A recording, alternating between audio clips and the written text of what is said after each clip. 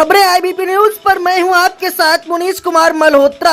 खबर उत्तर प्रदेश से है, जहां पर यूपी में खेला अभी बाकी, क्योंकि दूसरे दौर का मतदान खत्म हो चुका है और इस बार भी कम वोटिंग परसेंटेज ने तमाम राजनीतिक पार्टियों की रणनीति को हिला दिया है। कम वोटिंग परसेंटेज से बीजेपी सबसे ज्यादा परेशान है, लेकिन इंडिया गठबंधन भी सुकून में नहीं है। सबसे ज्यादा अपोह है उत्तर प्रदेश की 80 लोकसभा सीटों को लेकर। यूपी में कई सीटें ऐसी हैं जो बीजेपी के क्लीन स्वीप के इरादे पर पानी फेर सकती हैं। आज हम आपको वो तमाम कारण और वो तमाम वजह बताएंगे जिससे बीजेपी के 400 पार और पूरी 80 के 80 इरादों पर खड़ा पानी फेर रही है। देखिए हमारी एक स्पेशल रिपोर्ट।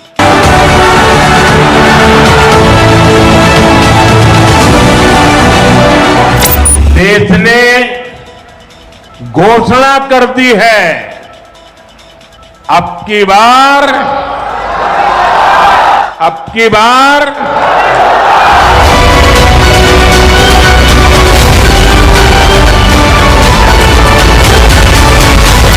इस बार 80 की 80 सीटें नरेंद्र मोदी की झोली में जाए।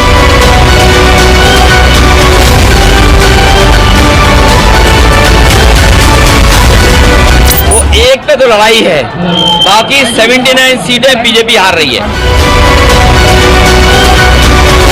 देश की सियासत में कहावत है कि दिल्ली की सत्ता का रास्ता यूपी के गलियारों से होकर तय होता है। देश की 80 लोकसभा सीटों वाले सबसे बड़े सूबे यूपी में 2024 लोकसभा चुनाव का घमासान भी पूरे जोरों पर है। भारतीय जनता पार्टी उत्तर प्रदेश की 80 की 80 सीटें जीतने का दम भर रही है, तो वहीं गठबंधन की तरफ से अखिलेश यादव विद फैमिली के साथ यूपी फतेह का भरोसा जता रहे हैं।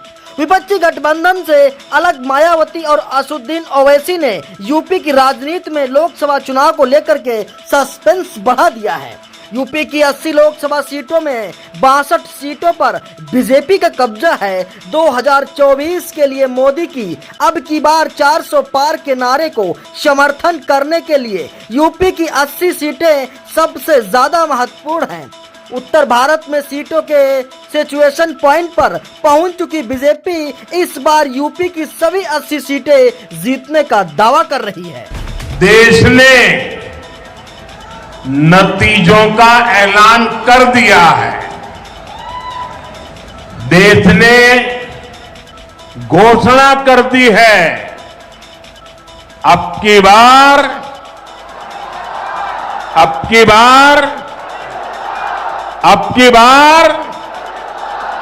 2014 में 73 सीटें और 19 में 65 सीटें दी और इसी के कारण मोदी जी पूर्ण बहुमत से प्रधानमंत्री बने।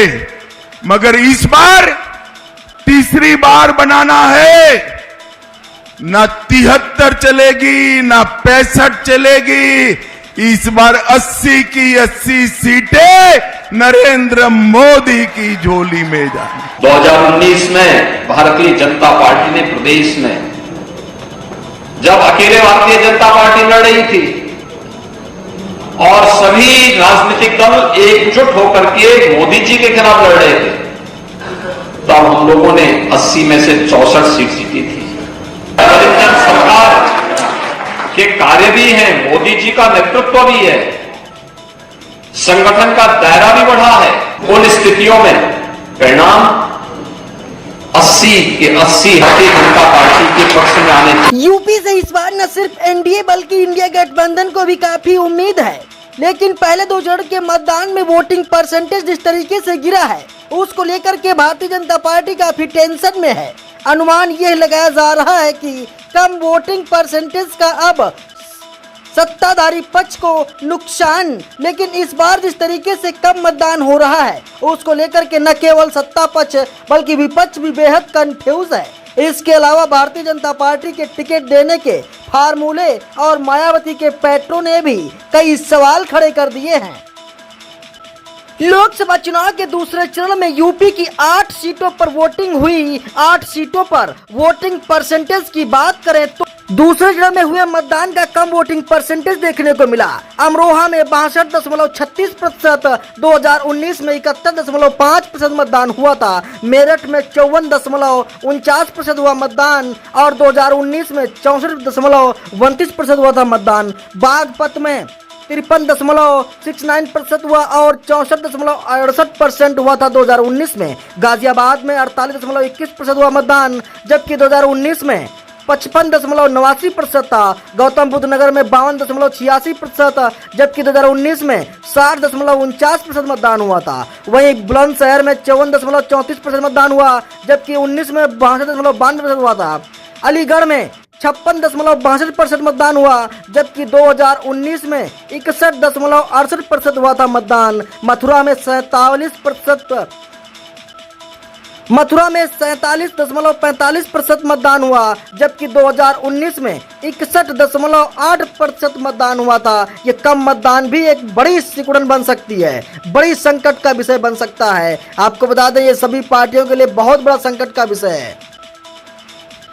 पहले चरण में जिस तरीके से वोटिंग हुई, जाहिर है कि बीजेपी के माथे पर चिंता की लकीरें, इसलिए पार्टी वोटिंग को लेकर के खास सतर्क होकर और मुस्तैदी से प्रचार में जुट गई है। दूसरे चरण की सीटों पर समीकरणों को मजबूत करने की कमान खुद गृह मंत्री अमित शाह ने संभाल ली है। पश्चिमी यूपी की सीटों पर जिस तरीके का माहौल बना, उनसे वोटिंग को लेकर के एक बार फिर बीजेपी को निराश ही किया है। लगातार 2 चरणों में हुए कम वोटिंग के पीछे कुछ चैलेंज बीजेपी को खाए जा रहे हैं, जिसमें से पहला चैलेंज है, जिस तरीके से आपको बता दें, बीजेपी के लिए 80 का चैलेंज अब तेज होती गर्मी की वजह से कम वोटिंग की परेशानी देखने को मिल रही है। वहीं आपको बता दें, दूसरा चैलेंज राजपूत समाज की नाराजगी से बीजेपी को मुश्किल में डाला। दूसरा चैलेंज ये भी गुजरात में बीजेपी नेता रूपाल के बयान से क्षत्रिय समाज नाराज।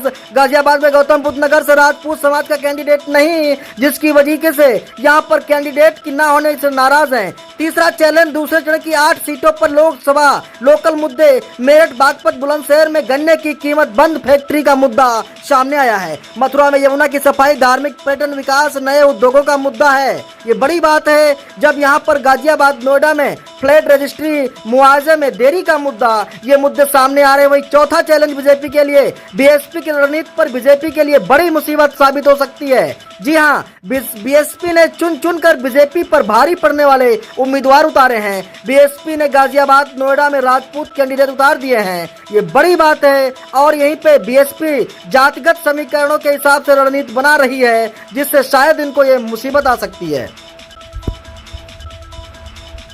यूपी की 80 लोकसभा सीटों पर 7 चरणों में चुनाव होना है, लेकिन कई ऐसी सीटें हैं जहां पर मुकाबला 2020 मैच की तरीके से रोमांचक होने वाला है। हार जीत आखिरी समय तक कह पाना मुश्किल हो सकता है। जानकारों की माने तो इसमें एक बदायूं, आजमगढ़, अमेठी, रायबरेली और कन्नौज समेत कई सीटें शामिल हैं। बात अगर यूपी की सबसे हॉट सीट या कांटे की टक्कर वाली सीट कहें तो पहला नाम अमेठी सीट हो सकती है। हालांकि अमेठी लोकसभा सीट पर उसी स्थिति में मुकाबला कांटे का होने वाला है। संभावना है जब तक कांग्रेस नेता राहुल गांधी अमेठी से चुनाव लड़े, अमेठी कांग्रेस का गढ़ रहा और 2019 में चुनाव में अमेठी से राहुल गांधी चुनाव हार गए थे। उधर बीजेपी ने मौजूदा सांसद और केंद्रीय मंत्री स्मृति ईरानी को उम्मीदवार बनाया गया है। हाल यह है कि कांग्रेस अभी तक उम्मीदवार की घोषणा नहीं कर पाया है। चर्चा है कि सोनिया गांधी के दामाद और प्रियंका गांधी के पति रॉबर्ट वाड्रा अमेठी से चुनाव लड़ सकते हैं। रॉबर्ट वाड्रा के चुनाव लड़ने पर भी मुकाबला करो या मरो का हो सकता है। गाँव हमेशा रहता है, वो कभी नहीं कहती मेरा परिवार छूट गया। ससुराल का भी सम्मान रखती है, मायके का भी सम्मान रखती है। और इसी अमेठी में ऐसा एक व्यक्ति 15 साल सतत समर्थन पाया जिसने परिवार बदल दिया। तो परिवार बदलने के बाद कोई नया तमाशा लेकर आएंगे, देखा जाएगा। लेकिन पुनः आग्रह करते हैं, धर्म और वर्ग के आधार पर बांटने आएंगे, हमें एकजुट रहकर अमेठी के सम्मान और संरक्षण की लड़ाई को लड़ना है। वो तो कुछ ना कहने की अब मुद्रा में है, लेकिन कुछ और कहें कुछ ऐसी बातें जो अब तक मैंने संयम रखते हुए अमेठी में उजागर नहीं की है, उनका यहाँ पर प्रत्याशी होना घोषित हो तब एक एक सच सामने पर्दाफाश होगा। अमेठी व रायबरेली सीट की कांग्रेस का अभेद किला कहा जाता है। मोदी लहर के बावजूद बीजेपी 2014 और 2019 के चुनाव में कांग्रेस के इस किले को भेद नहीं पाई और सोनिया गांधी चुनाव नहीं जीत पाई। कांग्रेस चुनाव कौन लड़ेगा अभी संशय का विषय बना हुआ है। तो बात कर लेते रायबरेली फैक्टर का कितना असर देखने को मिल रहा है जिन सीटों पर। वहीं पे गांधी परिवार का सदस्य भी सीट दिला सकता है। आपको बता दें ये बड़ी सीटें हैं जहां पर दूसरे प्रत्याशी के लिए सीट बचाना मुश्किल हो गया। रायबरेली की सीट जो है ये कांग्रेस का गढ़ माना जाता है। गांधी परिवार के लड़ने से मुकाबला कांटे का हो सकता है। ये अगर खुद चुनाव में आते हैं रायबरेली से प्रियंका गांधी के चुनाव लड़ने की चर्चा सामने आ रही है। प्रियंका गांधी बीजेपी के मिशन 80 को रोक सकती हैं। ये बड़ी खबर IBP न्यूज पर आप देख रहे हैं। हालांकि अमेठी और रायबरेली को लेकर के कांग्रेस अभी भी पसोपेश में है, लेकिन यूपी में कांग्रेस सरप्राइज देने की तैयारी में है। इसका खुलासा खुद कांग्रेस अध्यक्ष मल्लिकार्जुन खड़गे ने किया है। बीजेपी के लिए 80 का जो चैलेंज है वो किस तरीके से यहाँ पे समस्या ला सकता है। आपको बता दें कि बदायूं सीट पर इस बार कड़ा मुकाबला होने के आसार हैं, जिससे ये चैलेंज सामने आ रहा। सपा ने शिवपाल यादव को बदायूं से टिकट दिया है। बीजेपी ने मौजूद सांसद संघमित्रा मौर्य का टिकट काटा है। बीजेपी ने दुर्विजय साक्य को बदायूं से मैदान में उतारा है। सपा उम्मीदवार बदलने के कारण कांटे की टक्कर होने की संभावना है। वहीं आपको बता दें सपा ने भानु प्रताप सिंह के बाद विधायक अतुल प्रधान को भी टिकट काटा है। सपा ने पूर्व विधायक योगेश वर्मा की पत्नी सुनीता को उम्मीदवार बनाया है। समाजवादी पार्टी के उम्मीदवार बदलने के कारण मुकाबला रोचक होता जा रहा है। ये मुरादाबाद की सीट का है जहां संसदीय SC हसन टिकट कटने के बाद सीट चर्चा में आई है। वहीं आपको बता दें मुरादाबाद में सपा ने आजम खान की करीबी मानी जाने वाली रुचि वीरा को उतारा है। मुरादाबाद से बीजेपी ने कुंवर सर्वेश कुमार सिंह कैंडिडेट घोषित कर दिया है। इसी के साथ त्रिकोणीय मुकाबले में BSP ने इरफान सैफी को प्रत्याशी घोषित किया है। वहीं कन्नौज सीट से समाजवादी पार्टी अध्यक्ष अखिलेश यादव ने चुनाव लड़ने के ऐलान पर बाद कन्नौज सीट पर मुकाबला दिलचस्प हो गया है। साल 1999 के 2019 तक कन्नौज सीट पर मुलायम परिवार का ही 5 सालों में समाजवादी पार्टी के इस गढ़ में जबरदस्त सेंधमारी की है। कन्नौज लोकसभा सीट के दायरे में आने वाली 5 विधानसभाओं में से 4 पर बीजेपी का कब्जा है, लेकिन कन्नौज से अखिलेश यादव ने दावेदारी पेश करके बीजेपी को सीधा चैलेंज दिया है। धार्मिक नगरी अयोध्या से गोंडा संसदीय क्षेत्र के इस बार कांटे का मुकाबला देखने को मिल सकता है। लोकसभा चुनाव से सीट की खूब चर्चा हो रही है। बीजेपी ने एक बार फिर गोंडा के ही सांसद कीर्तिवर्धन सिंह को चुनावी मैदान में उतारा है, जबकि समाजवादी पार्टी ने कुर्मी बिरादरी के बड़े नेता पूर्व केंद्रीय मंत्री बेनी प्रसाद वर्मा के परिवार से श्री वर्मा की टिकट देकर सियासी समीकरण बिगाड़ दिया है। अयोध्या के करीब होने के कारण गोंडा का संबंध पुरातन काल से बताया जा रहा है। माना जाता है कि ये कौशल राजा की गौचर भरती सरयू की गोद में बसे गोंडा सीट पर राजघराने का दबदबा नजर आता। सालों से मनकापुर राजघराने का वर्चस्व रहा है। पहले यहाँ मनकापुर राजघराने के गोबर आनंद सिंह 4 बार सांसद रहे हैं, जबकि आनंद सिंह की बेटी कीर्तिवर्धन सिंह 4 बार सांसद रह चुके हैं। वहीं 5वीं बार बीजेपी के टिकट पर मैदान लौट रहे हैं। इस बार कीर्तिवर्धन सिंह के पास जीत की हैट्रिक को मौका। गोंडा लोकसभा सीट से वर्तमान भारतीय जनता पार्टी के सांसद कीर्तिवर्धन सिंह और राजा भैया को एक बार फिर से तीसरी बार अपना उम्मीदवार बनाया है। कीर्तिवर्धन सिंह उर्फ राजा भैया वर्तमान समय में भारतीय जनता पार्टी से गोंडा लोकसभा सीट से बीजेपी सांसद हैं। इनकी राजनीतिक विरासत में मिली है, इन्हें भी राजनीतिक विरासत में मिली है। वहीं गोंडा लोकसभा सीट जीतने को झुका है और समाजवादी पार्टी ने नए चेहरे को गोंडा में उतार दिया है। समाजवादी पार्टी ने युवा चेहरा श्रेया वर्मा को लोकसभा से प्रत्याशी बनाया है। वर्मा समाजवादी पार्टी के कद्दावर नेता स्वर्गीय बेनी प्रसाद वर्मा की इकलौती पोती और सपा सरकार में कैबिनेट मंत्री रहे राकेश वर्मा की बेटी श्रेया वर्मा बेनी प्रसाद वर्मा की तीसरी पीढ़ी व समाजवादी पार्टी में महिला कार्यकारिणी में राष्ट्रीय उपाध्यक्ष भी है।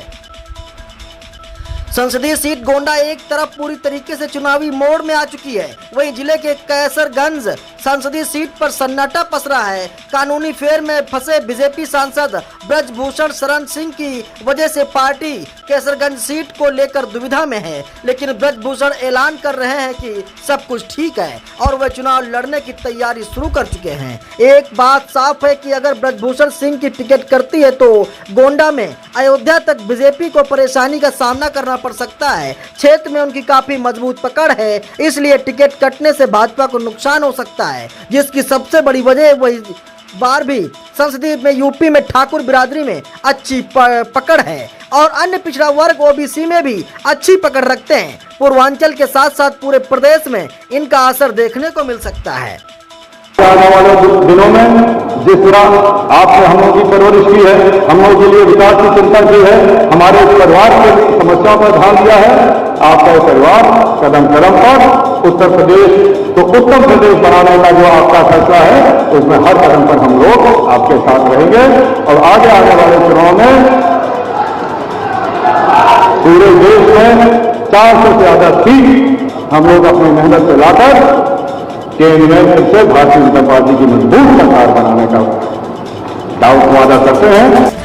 यूपी के पूर्वांचल के सीटों पर ब्रजभूषण शरण सिंह के प्रभाव की बात करें तो गोंडा, बहराइच, श्रावस्ती, बलरामपुर, अयोध्या, बस्ती, अंबेडकर नगर, सुल्तानपुर और गोरखपुर सीटों पर इनका अच्छा खासा दबदबा बना है। आपको बता दें कि गोंडा लोकसभा सीट का गठन सन 1952 में हुआ। इसके बाद कई पार्टियों के सांसद चुने गए, लेकिन सबसे अहम नाम आनंद सिंह उर्फ राजा भैया का रहा है, क्योंकि वे मनकापुर स्टेट के राजा थे और कांग्रेस से टिकट पाने के बाद लगातार 3 बार कांग्रेस से जीते हैं। बीजेपी की लहर में 1991 में ब्रजभूषण शरण सिंह को टिकट दिया गया और ब्रजभूषण शरण सिंह ने कुंवर आनंद प्रताप सिंह को हरा दिया और इन्होंने 96 में ब्रजभूषण शरण सिंह की पत्नी केतकी सिंह मैदान में उतरी और जीत हासिल की है। बाद में कुंवर आनंद प्रताप सिंह की बेटी कीर्तिवर्धन सिंह की राजनीति में एंट्री हुई और समाजवादी पार्टी से इन्होंने टिकट लेकर जीत हासिल की है। 99 में फिर ब्रजभूषण शरण सिंह गोंडा लोकसभा सीट से जीते हुए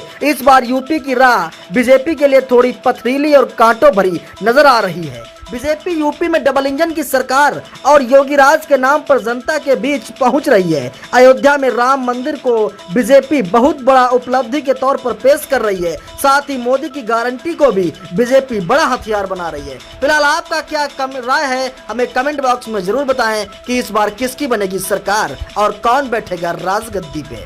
ब्यूरो रिपोर्ट, उत्तर प्रदेश।